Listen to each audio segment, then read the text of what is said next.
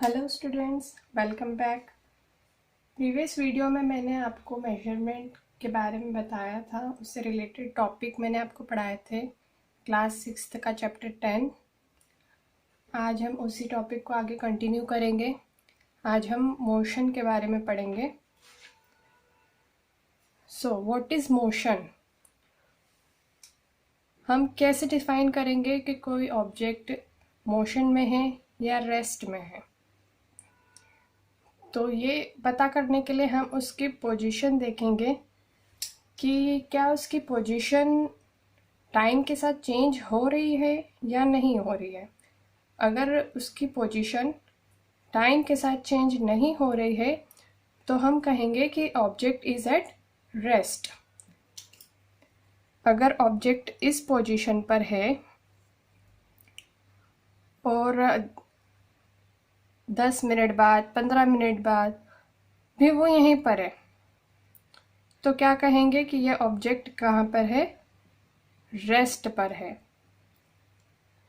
लेकिन अगर ये ऑब्जेक्ट यहाँ पर है मान लो, और देखा कि 2 मिनट बाद इसकी पोजीशन चेंज होकर यहाँ हो गई, इसने यहाँ से यहाँ मोशन किया है, मतलब 2 मिनट के टाइम के डिफरेंस पर इसकी पोजीशन जो है वो चेंज होकर ए से बी हो गई है। तो हम कह सकते हैं कि ऑब्जेक्ट क्या है? मोशन में है, क्योंकि उसकी पोजीशन टाइम के साथ चेंज हुई है। हम अपने आसपास देख सकते हैं कि क्या क्या चीज़ें मोशन में है या रेस्ट में है।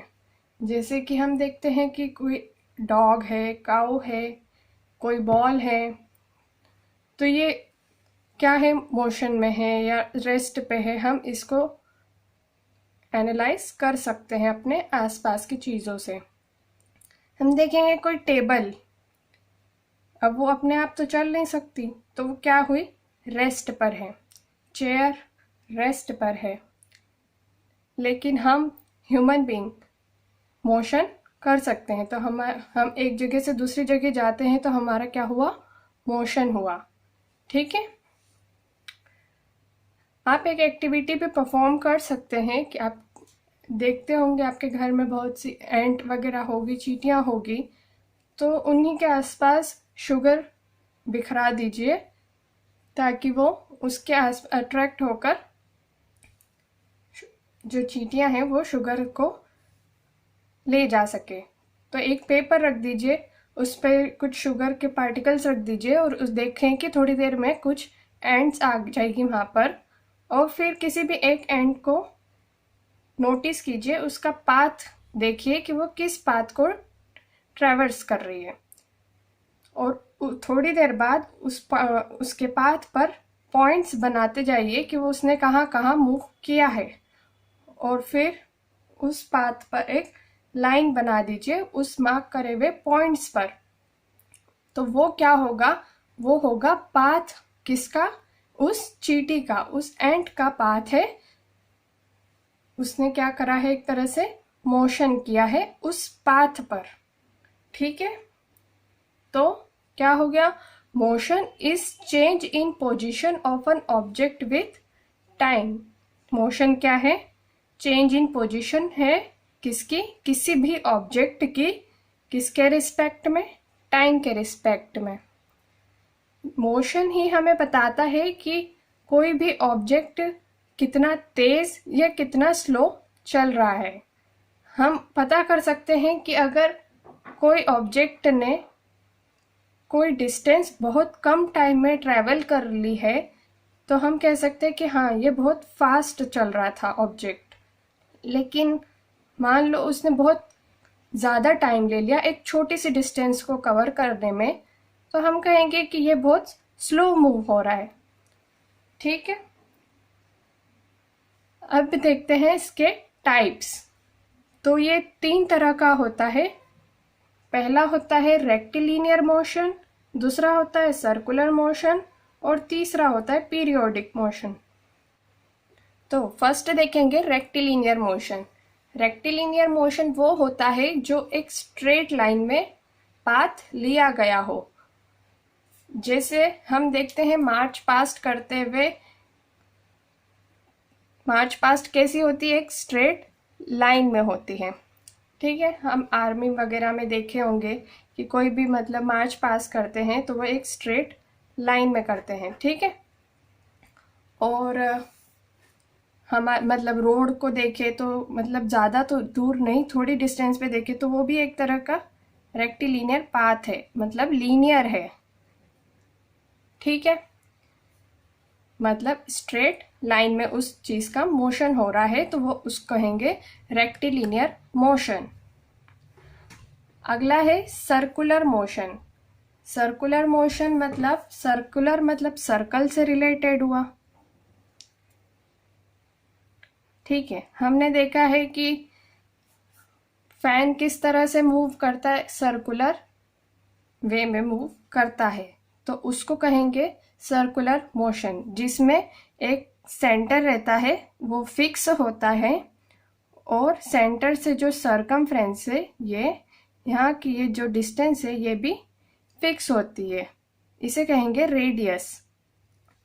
ये डिस्टेंस और ये डिस्टेंस सेम होगी, वैसे ही यहाँ वाली डिस्टेंस भी, सेंटर से सरकमफेरेंस पे जो भी डिस्टेंस होगी वो सारी इक्वल होगी। ठीक है, तो सर्कुलर मोशन के एग्जाम्पल्स क्या क्या हो सकते हैं? Motion of a fan, clock की जो सुई होती है वो, और विंड मिल की ब्लेड्स, ये सारे एग्जाम्पल है सर्कुलर मोशन में। कैसा मोशन करते हैं ये? सर्कुलर, या तो इस डायरेक्शन में या तो इस डायरेक्शन में। तो जो इस डायरेक्शन में मोशन होगा वो क्या होगा? Anti clockwise. ठीक है, क्लॉक कैसी मूव होती है?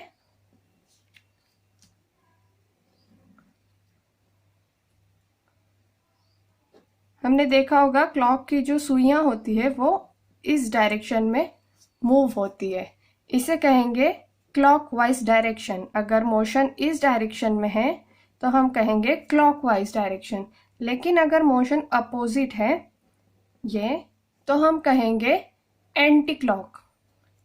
ये हुआ क्लॉक और ये हुआ एंटी क्लॉक। ठीक है, अब अगला आता है पीरियोडिक मोशन। पीरियोडिक मोशन वो होता है जिसमें कोई भी object to and fro motion करे। टू एंड फ्रो मतलब कि एक कोई पॉइंट फिक्स है, उसमें इधर भी जाए और फिर इधर भी जाए, उसका ऐसा मोशन कंटिन्यू एक पर्टिकुलर टाइम में फिक्स रहे, चलता ही रहेगा वो।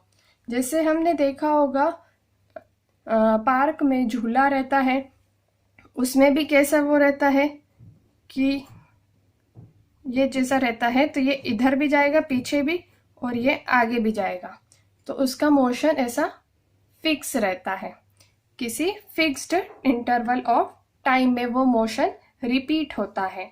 हमने क्लॉक का पेंडुलम देखा होगा, वो भी एक फिक्स रहता है और इधर से उधर उसका मोशन रहता है। ठीक है, तो वो भी किसका एग्जाम्पल हुआ? पीरियोडिक मोशन का। अब देखेंगे कि which type of motion is of a ball rolling on the ground. हमने देखा होगा कि बॉल एक है, वो ग्राउंड पर फुटबॉल को हमने फेंका तो उसका ग्राउंड पे मोशन कैसा रहेगा? सर्कुलर। ठीक है, वो सर्कुलर मोशन तो कर रही है, सर्कुलर मोशन कर रही है, लेकिन उसी के साथ वो आगे भी बढ़ रही है। तो क्या हुआ? उसमें कंबाइंड मोशन हुआ, मतलब उसमें या रेक्टिलिनियर मोशन तो हो रहा है, स्ट्रेट लाइन में वो ट्रेवल भी कर रही है, आगे बढ़ रही है, उसी के साथ साथ वो अपनी सर्कुलर मोशन को भी फॉलो कर रही है, सर्कुलर पाथ भी ले रही है, मतलब वहीं के वहीं घूम भी रही है और आगे भी बढ़ रही है। एक तरह से ऐसी इधर गई, फिर ऐसी ऐसे करते करते वो आगे भी बढ़ रही है और अपनी एक्सिस पर घूम भी रही है।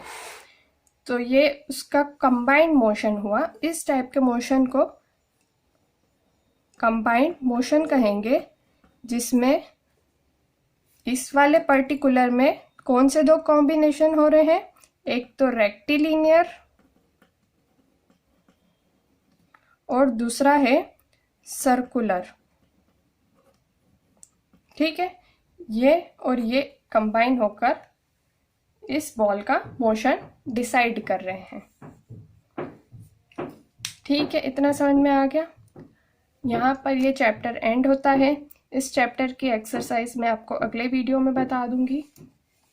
Thank you.